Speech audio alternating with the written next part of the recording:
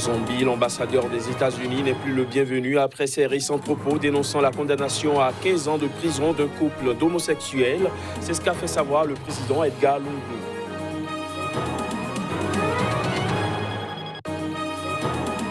Au Zimbabwe, l'épouse du vice-président est arrêtée pour blanchiment d'argent et extériorisation de devises. Marie Chiwanga a été interpellée par les agents de la commission anticorruption.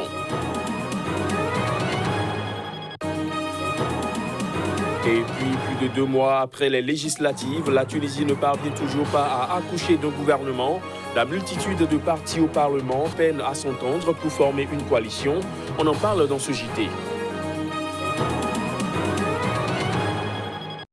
Voilà pour les titres. Bonsoir à tous. En Zambie, l'ambassadeur des États-Unis n'est plus le bienvenu après ses récents propos dénonçant la condamnation à 15 ans de prison d'un couple d'homosexuels. C'est ce qu'a fait savoir le président zambien Edgar Lungu qui souhaite son départ. Des précisions à travers ces images. Le président zambien Edgar Lungu a estimé que l'ambassadeur des États-Unis dans son pays n'était plus le bienvenu après ses récents propos dénonçant la condamnation à 15 ans de prison d'un couple d'homosexuels. Le mois dernier, le diplomate américain Daniel Foote s'était publiquement dit horrifié de la décision de justice visant des homosexuels, des propos qui avaient suscité des réactions extrêmement vives dans la très conservatrice Zambie. Ce dimanche, lors d'une allocution devant une congrégation religieuse de Choma dans le sud de la Zambie, Edgar Lungu, qui a vivement critiqué les propos de l'ambassadeur, a déploré que le diplomate promeuve des valeurs antichrétiennes. Vous devez savoir que nous avons formellement protesté auprès du gouvernement américain. Nous attendons leur réponse car nous ne voulons pas de personnes comme ça parmi nous. Dimanche soir, un porte-parole de la présidence a fait savoir que les propos du chef de l'État ne préfiguraient pas une expulsion du diplomate américain. Lors de sa sortie devant la presse, l'ambassadeur américain Daniel Foote avait qualifié de pourries les relations entre Washington et Lusaka. L'actuel gouvernement zambien veut que les diplomates étrangers soient dociles, avec un portefeuille grand ouvert et la bouche fermée. Rappelons que les États-Unis accordent chaque année une aide de 500 millions de dollars à la Zambie. Au Zimbabwe, l'épouse du vice-président est arrêtée pour blanchiment d'argent et extériorisation de devises. Marie Chiwanga a été interpellée par les agents de la commission anticorruption. La femme, âgée de 38 ans, est en instance de divorce avec son époux, ancien chef d'état-major de l'armée sous le régime Mugabe. Les images.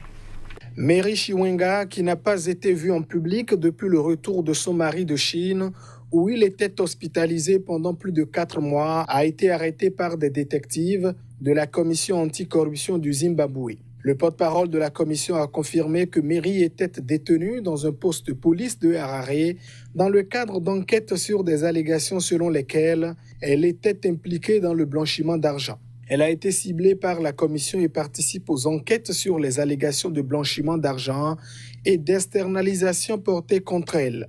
Il lui est notamment reproché d'avoir transféré en 2018 et 2019 de l'argent de ses comptes du Zimbabwe vers des banques sud-africaines en cachant ou en maquillant leur véritable utilisation en violation de la loi sur le contrôle d'échange. Ces fonds auraient été utilisés pour l'achat en Afrique du Sud avec des complices d'une propriété dans la capitale Pretoria et de 2 véhicules tout-terrain de luxe. Chiwanga et sa femme attendraient le divorce après que l'ancien mannequin a demandé au vice-président d'officialiser leur mariage alors qu'il était sur son lit de malade dans un hôpital sud-africain.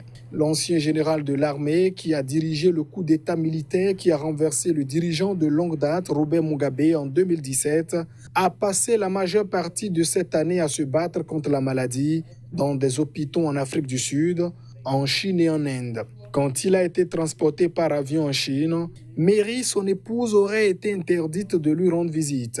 À son retour à Harare le 23 novembre dernier, elle ne faisait pas partie de ceux qui l'ont accueillie à l'aéroport international Robert Mugabe.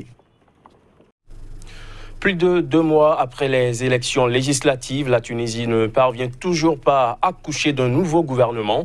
La multitude de partis au Parlement peine à s'entendre pour former une coalition, au risque de retarder davantage les réformes indispensables à la relance de l'économie. Reportage.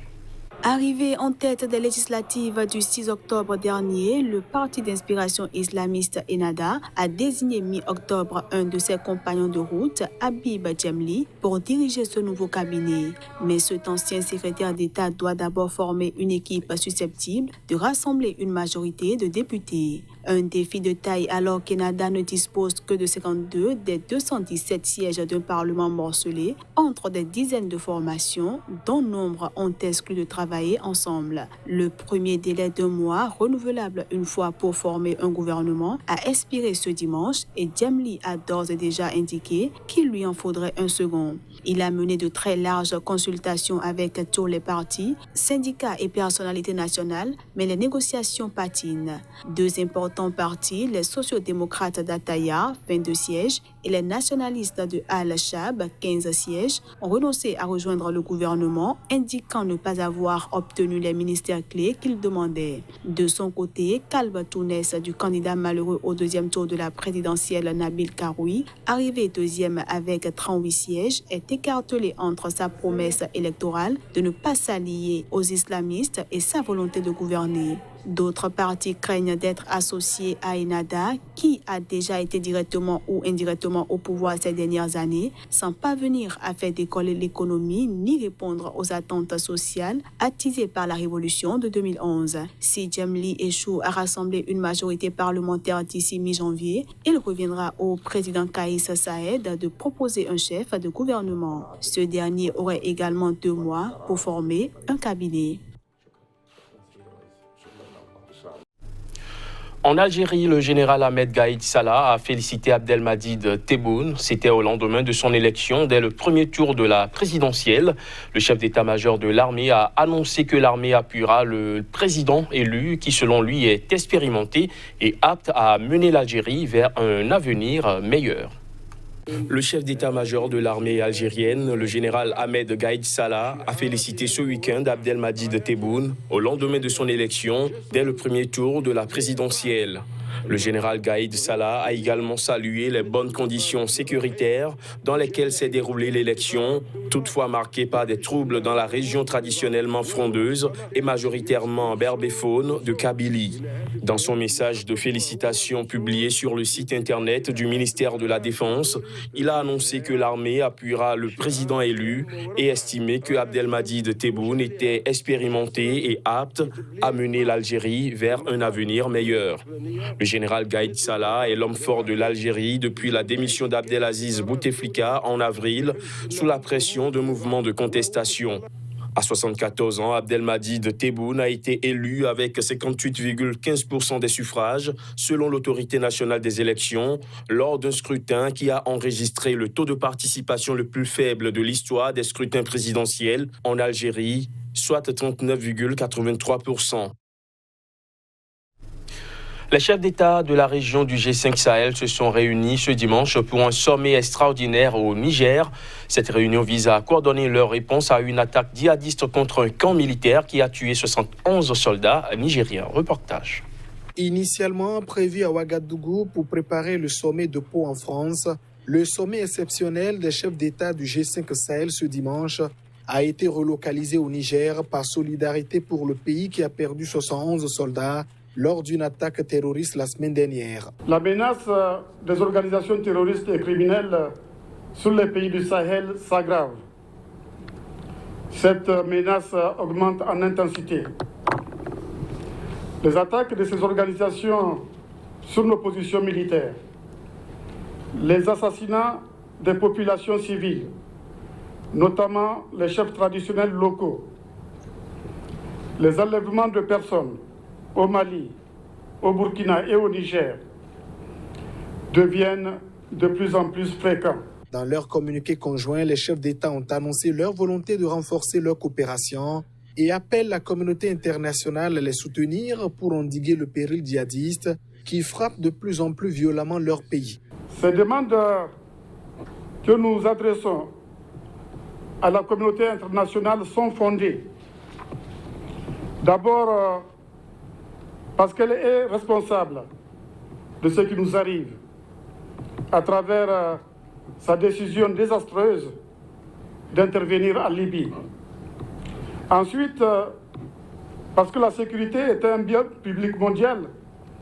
Les peuples du Sahel, nos peuples, ne doivent pas être seuls à supporter le lourd fardeau de la guerre. Ce sommet a lieu 5 jours après la sanglante attaque du camp militaire d'Inat dans l'ouest du Niger, dans laquelle 71 Nigériens ont été tués. Le président burkinabé, ses homologues nigériens Mahamadou Issoufou, malien Ibrahim Boubacar Keïta et tchadien Idriss Déby Itno se sont brièvement recueillis devant les 2 rangées de tombes alignées sur plusieurs dizaines de mètres, fraîchement recouvertes de monticules de terre ocre dans le carré des martyrs de la base aérienne 101 de l'armée nigérienne à Niamey, où les soldats ont été enterrés vendredi dernier. 22, c'est le nombre de civils tués au cours d'une nouvelle attaque des forces démocratiques alliées ADF dans la nuit de samedi à dimanche dans la région de Béni, dans l'est de la République démocratique du Congo. Les habitants y critiquent l'inefficacité du renforcement des opérations de l'armée régulière. Les détails.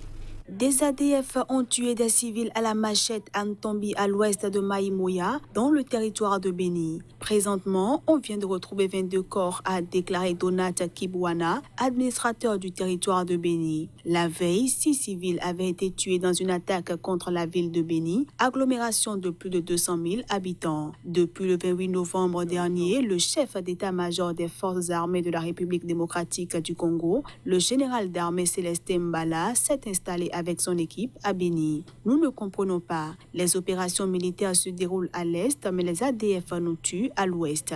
Les ADF ont déjà quitté là où se déroulent les offensives de l'armée, s'indigne un habitant de la cité de Maïmouya, située à 6 km de la route nationale numéro 4, où sont installées plusieurs positions de l'armée congolaise. Dans son premier discours sur l'état de la nation ce vendredi devant le Congrès, le président congolais Félix Tshisekedi, qui, dès son élection, s'était engagé à pacifier l'Est où sévissent les rebelles, a indiqué avoir changé le commandement de l'armée dans la région de Béni et avoir relevé 11 000 soldats positionnés dans cette zone par 22 000 militaires fraîchement formés. Mais en raison de l'intensité des attaques contre la population, des voix au sein de la société civile du territoire de Béni exigent une évaluation des opérations engagées depuis le 30 octobre par l'armée congolaise. Du sport, avant de refermer cette édition, la nouvelle Ligue afro-européenne de MMA a célébré ses premiers combats à Dakar au Sénégal. 26 stars de la discipline se sont affrontés au cours de la soirée de lancement de l'Ares Fighting Championship sur l'esplanade du Musée des civilisations noires au cœur de la capitale sénégalaise. Les images. Les arts martiaux mixtes sont encore peu connus au Sénégal, mais ils intéressent de plus en plus de jeunes. La société Ares Fighting Championship, fondée par des anciens de la discipline, a organisé ce samedi une douzaine de combats à Dakar, la capitale sénégalaise, sur le parvis du Musée des civilisations noires. Le tournoi de samedi a été retransmis en streaming, une première pour le Sénégal. C'est un événement très important, même au village ils sont au courant parce que nous sommes de la Casamance. Et donc, du coup, on avait fait passer l'information en Casamance et tout le village est mobilisé en Casamance. Bien vrai qu'ils sont loin de l'événement, mais tout le monde est là et on supporte parce que c'est le fils qui doit combattre et il faut qu'il gagne, quoi. Se battre dans les cages des différents promoteurs MMA peut être une aubaine. Pour les organisateurs en retour, c'est le moyen de développer leur sport en Afrique et de dénicher de futures stars. Le MMA, on a choisi Dakar pour plein de raisons. Dakar est une ville qui a la capacité d'accueillir des événements internationaux sportifs. Les Jeux Olympiques de la jeunesse arrivent ici en 2022. Dakar, le Sénégal, un pays qui culturellement peut apprécier les sports de combat. La lutte est un sport très présent ici. Donc nous avons parié sur le MMA comme un potentiel sport qui aura toute sa place ici, au Sénégal, mais aussi en Afrique de l'Ouest et d'ailleurs sur tout le continent africain. Ok, ça marche. L'attraction exercée par les arts martiaux mixtes suscite des inquiétudes pour l'avenir de la lutte. Les lutteurs sénégalais peuvent bien gagner leur vie, mais leurs revenus souffrent de la comparaison avec les millions de dollars que peut toucher un champion de MMA. Fin de ce JT, merci de l'avoir suivi.